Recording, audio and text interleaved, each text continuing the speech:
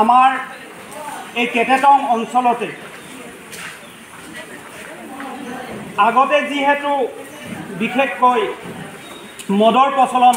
আছিলে, এতিয়া মদৰ লগে লগে ঘূৰাৰ লগে লগে ড্ৰাগছ কানি এইবোৰও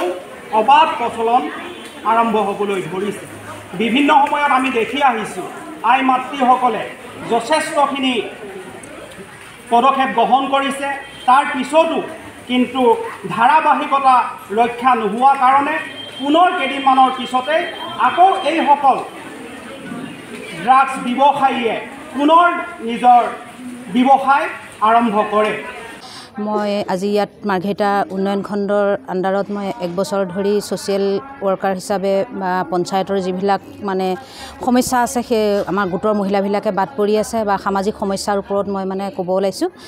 এই কেটেটং গাঁও পঞ্চায়তত আমাৰ যি 6টা ভিঅ' আছে, 102টা SHG আছে। সেই 102টা SHGৰ পৰা আমাৰ এই সামাজিক ইছ্যুটো যিটো আমাৰ ড্ৰাগছৰ ওপৰত বা মদৰ ওপৰত ওলাইছে,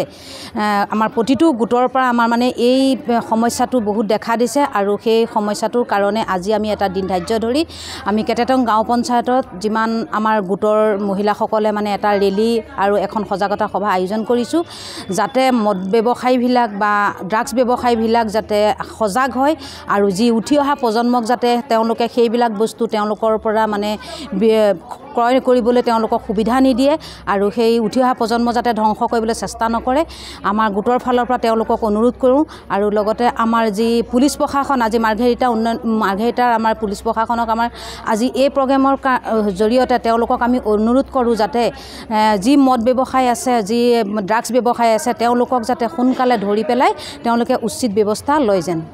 পুলিচ প্ৰশাসনে তেওঁলোকৰ কোনো উচিত ব্যৱস্থা ল'বলৈ নিবিচাৰে, তেতিয়াহ'লে আমি গোটৰ মহিলাসকলে আমি নিজেই তেওঁলোকৰ যি পাৰোঁ মানে তেওঁলোকে য'ত মদ বনায়, য'ত ড্ৰাগছ ব্যৱসায় কৰি আছে, তেওঁলোকক ধৰি পেলাই আমি গোটৰ মহিলাসকলে আমি নিজে উচিত ব্যৱস্থা লৈ প্ৰশাসনক আমি চঞ্জাই দিম। উদাহৰণস্বৰূপে আপুনি শিখৰ, ৰজনীগন্ধা এনেকুৱা ধৰণৰ কিছুমান দ্ৰব্য আজিকালি আছে, তাত মানে শ্ল' পয়জন থাকে মানে, যিটোৱে মানে খোৱাৰ লগে লগে আপোনালোকে চাবচোন এনেই মনত ভাল লাগিব, মুখখন ফৰফৰাই গৈছে, কিবা এটা কৈছে, মুখখন ভাল লাগিছে, কিন্তু শ্ল' পয়জন কমকৈ আপোনাৰ ইয়াৰ প্ৰভাৱ পৰি মানে আপোনাৰ কেতিয়াবা কি হ'ব, শৰীৰত মানে উল্টা ৰিয়েকশ্যন ঘটাই অলপ বেয়া প্ৰভাৱ পেলাব।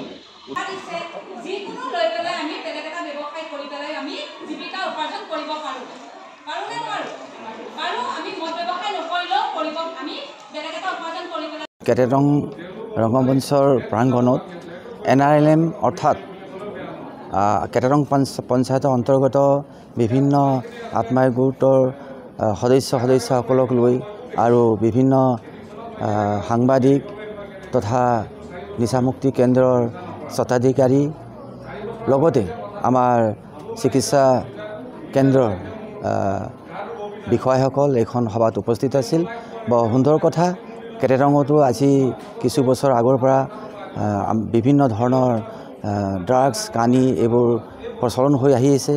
বিভিন্ন জেগাৰ পৰা আগমন হৈ আহিছে। গতিকে আজি কেটেটঙৰ নাৰী সমাজ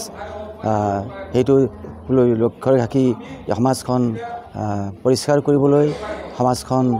সক্ৰিয় কৰিবলৈ, সংস্কাৰ কৰিবলৈ ওলাইছে। পিছতে নাৰী সমাজৰ যোগেদি যাতে এইখন অঞ্চলৰ পৰা নিচা দ্ৰব্যবোৰ আঁতৰি যায়, ইয়াকে আমি কামনা কৰিব বিচাৰিছোঁ।